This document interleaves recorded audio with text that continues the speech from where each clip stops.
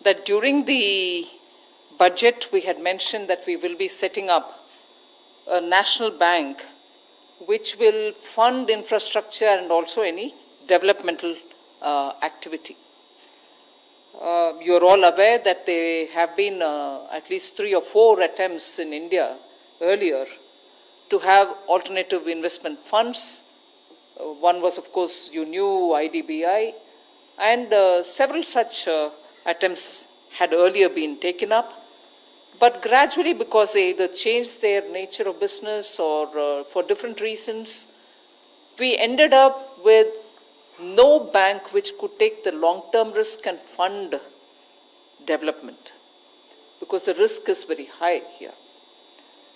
So even from July budget of 2019, we had made this announcement that government will be looking at having a national infrastructure pipeline and look at sovereign funds and others who can fund us. I had announced 111 lakh crore for a pipeline which had more than 6,000 at that time in December 2019, more than 6,000 such greenfield and brownfield projects which needed to be funded. So we have acknowledged that both development and financial objectives will matter for setting up a DFI, and therefore, whilst we mentioned it in the budget, but even as the budget session is still on, the cabinet is already cleared the setting up of a development finance institution. And here I wish to thank the Honorable Prime Minister, who constantly has kept the gentle nudge on us to say, you mentioned it in the budget, and how many of the budget's steps are going to be in time implemented so that the stimulus gains momentum and sustains that gained momentum, and therefore you have to get going with the decisions which have all been announced in the budget. And that is why I take 1 extra minute to tell you that I'm happy today the cabinet has cleared this bill through which we will have an institutional arrangement which will help in raising long-term funds. The budget provides for the initial amount. I had announced it in the budget saying capital infusion from our side would be about 20,000 crores, and initial grant of 5,000 will also be made, and this year itself capital infusion is 20,000 crores. Additional increments of the grant will also be made within the 5,000 limit that has been given to the finance minister. And through this, we expect to raise considerable amount using this lever from the market, and I'll get into the details when the questions come from you. So today, the cabinet has taken a decision to set up a development finance institution.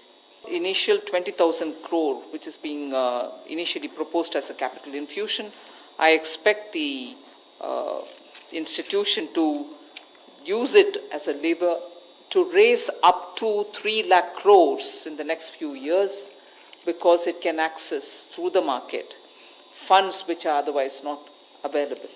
Also, this institution will have certain tax benefits which are being given to it, tax benefits which are being given for a 10-year long period.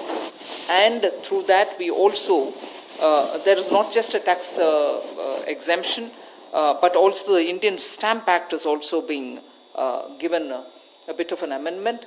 Through all this, we expect even big pension funds, sovereign funds will all come, just as we are able to attract them in the National Infrastructure Investment Fund. This will also draw on those. And also the government is planning to give it certain securities for which the cost of funds will also come down. Even that is being extended. So through these sources, the Development Finance Institution will be able to leverage the initial capital which it has in its hand, and be able to draw funds from various different sources and be able to reach out for funding long-term projects. Also, because of this, I think there will be a positive impact on the bond market in India. अभी ये जो नया संस्था की संरचना की जा रही है उसमें बिल्कुल ये क्लीन स्लेट से शुरू करने वाला है और एक बार जब इनकी बोर्ड तैयार होकर प्रस्तुत हो जाएगी, बोर्ड का डिसीजन है आगे वो किससे मर्जर कर रहे हैं या एक्वायर कर रहे हैं, तो वो निर्णय वो बोर्ड लेगी। तो इसमें जैसे माननीय वित्त मंत्री जी ने कहा 20,000 करोड़ का इनिशियल कैपिटल है, उसको लेवरेज किया जाएगा, मार्केट से फंड उठाएंगे, फिर और बहुत सारे स्रोत हैं जैसे इंश्योरेंस, पेंशन फंड्स वगैरह। इंश्योरेंस, पेंशन फंड्स आज भी इंफ्रास्ट्रक्चर में इन्वेस्ट करते हैं, लेकिन जब सरकार की एक संस्था बैक्ड बाय ए लेजिस्लेशन जब आता है तो उनको और पैसा डालने में उनको और भरोसा और विश्वास होता है। तो हमें उम्मीद है कि रेगुलेटर्स उसको भी जो मात्रा है उसको बढ़ाएंगे और ये प्रोजेक्ट ऐसा, ये बैंक ऐसा है कि जो लॉन्ग टर्म पेशेंट कैपिटल की तरफ देखता है और पेंशन और insurance fund typically long term patient capital होते हैं। It will have a professional board, and at least 50% of them will be non-official directors. Persons of eminence are also envisaged to be on the board, and I would think the chairpersonship also will be of some eminent person derived, and also making sure there are good eminent people becoming non-official directors. So we are making sure that this organization will have people of such heft and professional standards. So on that ground itself, it should have enough, character for a development finance institution which will meet this century's requirement. The power of the board is also clearly going to be drawn in order that they can appoint and remove the WTDs, the whole-time directors. So we are looking at a complete professional setup.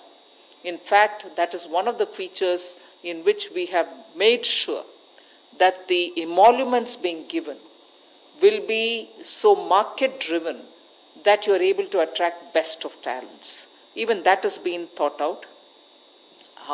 We are also looking at higher age limit and a longer tenure for the MDs and DMDs.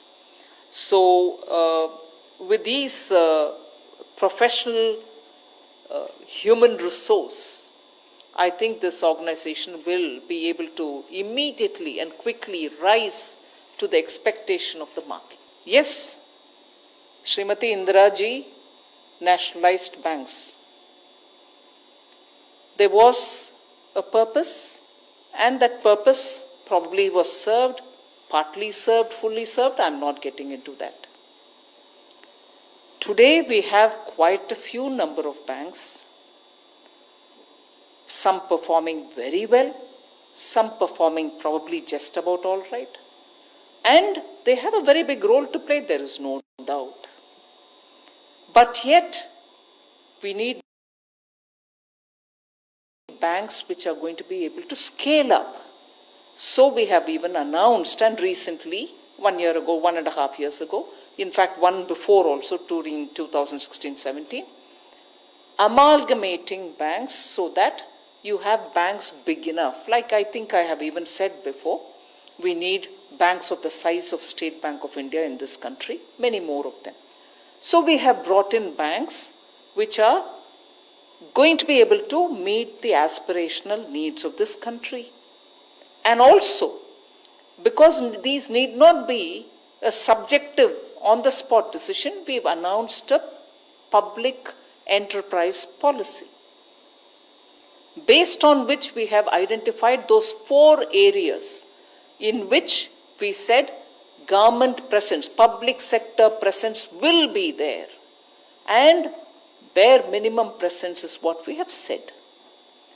In that, financial institutions are also there, meaning even in financial sector, we will still have the presence of public sector enterprise, which for your immediate answer means that not all of them are going to be privatized. First point.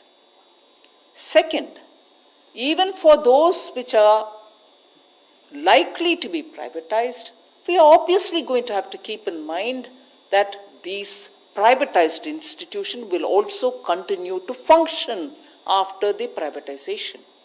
We'll also have to ensure that the staff or the personnel who are there, their every interest will be protected. So we will ensure that we are not going to be disinvesting, or we are not going to be selling them off because whatever may happen to them, we are not worried. No, we want financial institutions to get more equity, more people to put in money into them to make them sustainable. We also want their staff to be able to perform the duties which they have really acquired as a skill over the decades and run the banks. So, very quickly, if you kindly have a look at the public sector enterprise policy which we have come out with and identified those core sectors in which the presence of public sector enterprises will still continue, even financial sector is in it. So, to immediately, quickly conclude saying, oh, every bank is going to be sold off, is not right. And even whether it is banks or any other privatization, I want to take this opportunity to tell through you, the media, that the interest of the workers, interest of those who have put in services over the decades will absolutely be protected. Whether it is their salaries, whether it is their scale, whether it is their pension, it will all be taken care of. And above all, the first premise that I would like to put before you is, even when we speak of privatization or disinvestment, we recognize that each one of those units perform for the economy. So if there is a coal unit or a thermal unit or a hydro unit or a steel unit, the intention is, if there are people who would run it, putting more money in them, we still need those power which it produces, still need the coal which comes out of it, still need the steel which comes out of it, still need the banks to reach out to the people. And for these units to function with more money coming in, with more specialization, with more modernization, we need to have some investment come from others. And purely, let us also understand, if, for instance, we want to sell it to retail buyers within India, it is our duty to ensure that the workers' interests are protected, that institution runs further, produces that which we are not able to put in more money to produce. So, first assumption is not to take that it is going to be closed, people are going to be removed. No, not at all. All these factors are being kept in mind. I want to assure you through the media that it is not a quick decision. We have applied a lot of mind, and also we are very conscious of the interest of the workers in very many of these institutions. Your question by itself would have had my answer come in all its detail. Since you brought in Rahul Gandhi, who probably has outsourced his comments to, I don't know, very hardcore communists will give you, solid two-liners to say this is what is happening, exploitation, profit loss. These pet kind of quotations or using two-liners does not help the situation. As a leader of the opposition party, a leader representing a very big party, I would want him to engage in serious discussions rather than throw these kind of two-liners every now and then. What did he say? Privatizing profits and nationalizing loss. ऐसे कुछ ना? Privatizing profits and nationalizing loss. ऐसे कुछ बोला ना? आप बोल रहे थे? ऐसे कुछ बोले ना? No, I have replied, but since you quoted, I thought I would double check with you if the quotation is right.